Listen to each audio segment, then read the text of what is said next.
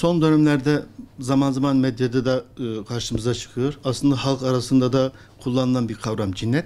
Cinnet kelimesi aklın iradeye bağlı olarak aktif olarak kullanılmaması veya duyguların insanın iradesinin kontrolünden çıkması demek veya daha bir gene ifade edersek anlık belli bir süre sağlıklı düşünme potansiyelini kaybetme demektir. Ülkemizde yapılan TÜİK yapmış olduğu araştırmalara göre hemen hemen her kesimden intihar olabilir, cinnet geçirme olabilir. Ama daha çok insanlar ekonomik sıkıntıya düştükleri zaman veyahut da ergenlik döneminde ahlaki değerlere aykırı bir harekette bulunup yanlış bir davranış ve yanlış bir eylem yaptıkları zaman bunun toplum tarafından yadırganacağını, toplum tarafından kabul görmeyeceğini, kişiliğine yapılmış en büyük bir zarar olarak algıladığı zaman böyle bir sonuçla karşı karşıya kalabiliriz. Bir kere cinnet geçiren kişi psikolojik açıdan yalnızdır. Yani ergense kendisi gibi düşünen insanların olmadığını zanneder. Fakirse, borçluysa ben bu borçluktan kurtulamam.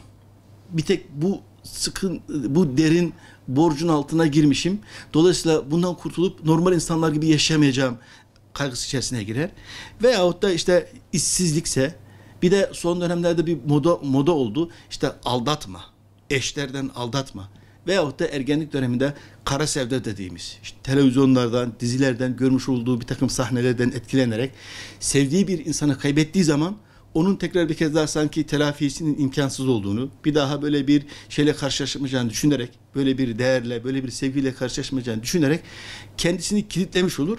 Kilitlediği için de artık onun için tek çıkar yolu vardır. İşte hayatına son vermek, cinnet geçirmek. Özellikle gençlerde özenti. Mesela cinnet geçirenlerin birçoğunda bir film artistinden etkilenerek veya filmdeki herhangi bir senaryodan etkilenerek kendisini o kahramanın yerine koyuyor. Veya o mağdurun yerine koyarak böyle akıl almaz bir hareketin içerisine girmiş oluyor.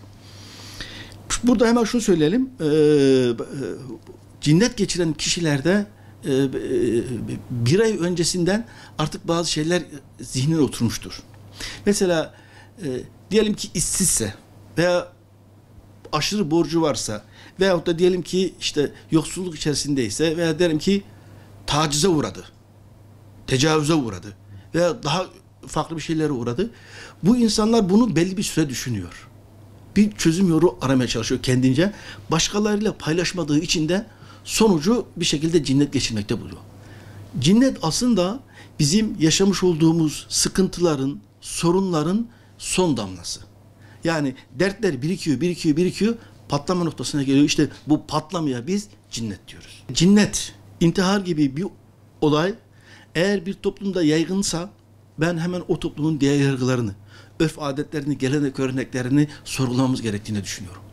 Yani İslam gibi mükemmel bir dine sahip olmuş, İslam medeniyeti gibi muhteşem bir geçmişe sahip olmuş toplumun bireyleri bugün intihar dediğimiz, cinnet dediğimiz, belki de telaffuz etmekte bile utanacağımız bir kavramı yaşamaktan çekinmiyorlarsa, böyle bir durumun içerisinde hayatlarına son vermekten çekinmiyorlarsa, hemen söyleyelim ki söylem olarak ifade ettiğimiz dinin bireysel hayatımızda demek ki hiç düşümü yok.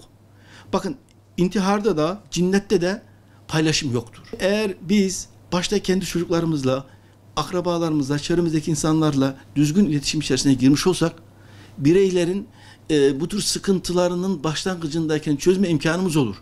Bakın cinnet geçiren insanlar bir ay öncesinden belli olur. Neden? Çünkü tutumlarında, konuşmalarında, simalarında değişim başlamıştır kendiliğinden. Oysa ki kendi dertlerini, kendi sorunlarını çözebilecek birilerini bulamadıkları için artık sıkıntı başlamış olur. Günümüzde dindarlık sadece camide ibadetlerle sınırlı hale geldi. Üzülerek belirteyim ki yani cemaatsel yapılar da sadece kendi elemanlarıyla ilgilendikleri için diğerleriyle fazla ilgilenmiyor. Onlar da ekonomik açıdan değil, sadece kendilerine devam ettiğini süre içerisinde onlarla ilgilenmiş oluyorlar. Bu da bireylerin maalesef sorunlarını çözmede yeterli olmuyor. Bu ister istemez intihara gitmiş oluyor. Şimdi diyelim ki cinnet geçirecek seviyeye gelmiş bir kişi. Yani bakın eğer yani cinnet geçirmeden önceki safhada anne, baba, çevredeki insanlarla iletişime geçmiş olsa belki de bu acı akıbetle karşılaşmaz. Anne babanın en azından günlük yarım saat çocuklarıyla ilgilenmesi gerekiyor. Anne babanın çevresindeki insanlara bakması gerekiyor. Yani yarım saatte olsa çocuklarınızın yüzüne bakarak sorun. Ne yaptınız, ne var, ne yok. İnsanları yargılamaktan, çocuklarımızı yargılamaktan, çocuklarımızı kendimize göre disipline edeceğiz diyerek baskı altına almaktan vazgeçerek anlamaya çalışmamız gerekiyor. Neden? Çünkü sen 24 saat içerisinde yarım saat çocuğunla ilgilenemezsen 23,5 saatin 8 saatini çıkarırsanız yaklaşık olarak 15-16 saat gerek televizyondan gördükleri, gerek gazeteden duydukları, gerekse telefondan, gerekse internetten duymuş oldukları bilgiler zihin dünyasında harmanlanarak çocuğun hayatına ışık tutmaz. Çocuğu karamsarlığa iter. Karamsarlığa iter veya bazen kötü alışkanlıkların içerisine iter ve kötü alışkanlıkların içerisine ittikten sonra eğer anne baba bunlara ilgi göstermezse çıkamaz, intihara gider. Bizim bunlarda anne babaya tavsiyemiz şu, mutlak surette önce kendi çocuklarınıza, sonraki çevredeki çocuklara mutlaka ilgilenmeniz gerekiyor. Diyarbakır'da cinnet geçiren, intihar eden kişilerin sayısı 10 yılda 2055 kişi. Şimdi bunun çok kısa bir şey söyleyeyim. Bir cinnet vakasında birinci dereceden etkilenen en az 3 kişi vardır. Anne baba cinnet geçiren. En az. Bunu 3 ile çarptığım, yani eğer bu sayıyı 3 ile çarparsanız oldukça yüksek bir rakam çıkıyor. İnsanlar bunu görmüyor. Yani binlerce insan ihmalsızlığın yüzünden, işte onlara gerekli değeri verilmemesinin yüzünden ölümle karşı pençeleşiyor. Ölüme gidiyor. Ölüme giden bir tarafa intihar ediyor veya cinnet geçiriyor. Ama arkada kalan kardeşler de bundan uzun süre etkilenir. Özellikle çocuk varsa, özellikle yakın ilişkide olduğu kardeş varsa, yakın kardeş varsa intihar eden, cinnet geçiren kişinin bu tür yakınlar mutlak surette bir psikologdan yardım alması gerekiyor. Bakın bizim ülkemizde 10 yılda cinnet geçiren, intihar eden insanların sayısı 33.583. Bunu birinci dereceden en az cinnet geçiren kadar etkilenecek kişileri 3 ile çarparsak 100.749 kişi ediyor. Yani bu korkunç bir rakam. Ve bu rakamın önüne geçilebilir. Ne ile? Bakın hemen şunu söyleyelim. Cinnetin veyahut da intiharın en önemli sebeplerinden birisi kalpte oluşan boşluktur.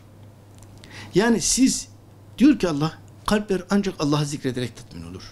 Eğer gerekli dini hassasiyeti, gerekli dini duyguyu vermez, her şeyi işte eğitim, her şeyi bir görev, her şeyi para, her şeyi makamla ölçmeye çalışırsanız, yarın onlarda iktifa etmedin miydi, dini boşlukta için devreye girerek intihara gider. Durduramazsınız. Cinnete gitmiş olur. O zaman hemen şunu söylüyoruz. Bugün 100.000'leri bulan insanımız gözümüzün önünde cinnet geçirerek hayatına son veriyorsa arkasından ağıt yakmamız veya keşke dememiz sorunu çözmüyor. Bakın Diyarbakır'da son 10 yılda yapılan istatistiklere göre her yıl daha da artıyor sayı. Cinnet geçirenlerin bu resmi olanı daha birçoğunda söylemiyorlar. Yani ayıptır, ya işte bize yakışmaz falan diyerek bir kaza süsü vererek onu söylemiyorlar. Ama söyleyenlerin sayısına baktığımız zaman yani 685 kişi. Bu daha söylenmiş. Artık gizleyecek bir şeyleri kalmamış. Ama gizlenmeden çok değişik sebeplerle intihar edenlerin çok daha fazla olduğunu düşünüyoruz. Şimdi devlet olarak şu. Ben çok basit bir şey söyleyeyim. Oyun, kumar, işte bir takım oyunlar. Yani elektronik aletlerle oynanan oyunlar. Bakın oyun kültürü aslında kişinin çıkmaza girişinin başlangıcıdır. Yani oyuna başladıysa çocuk aynı içkiye başlamış gibi, aynı kumara başlamış gibi çıkmaz bir yola girmiştir. Ne zaman karşılaşır çıkmaz yola bilemeyiz. Yani her çıkmaz yola giren intihar eder diyemem. Her çıkmaz yola giren cinnet geçirir diyemem. Ama şunu çok rahat söyleyebiliriz ki bu tür yollar çıkmaz yollardır. Bir gün bizi beklenmeyen acı sonuna karşı karşıya bırakabilir. Devlet bunlara müdahale etmesi lazım. Mesela seyredilen filmlerde yani adeta intihar özendiriliyor. Yani sanki bir savunma mekanizması. Sanki sorunlardan kurtuluş gibi geliyor. Sanki bir kahramanlık gibi geliyor. Sanki yani böyle çok önemli bir şeymiş gibi geliyor. Yani o kadar hayır, bunların kesinlikle hem diziler vasıtasıyla hem camilerdeki hocaların hem de işte diğer yetkili kişilerin yüksek sesle ifade etmesi gerekiyor ki insan hayatının bu tür yollarla telef edilmesi insana yapılmış en büyük nankörlüktür, insana yapılmış en büyük kötülüktür, insana yapılmış en büyük zayiattır. Bunlar mutlak surette önüne geçmesi lazım.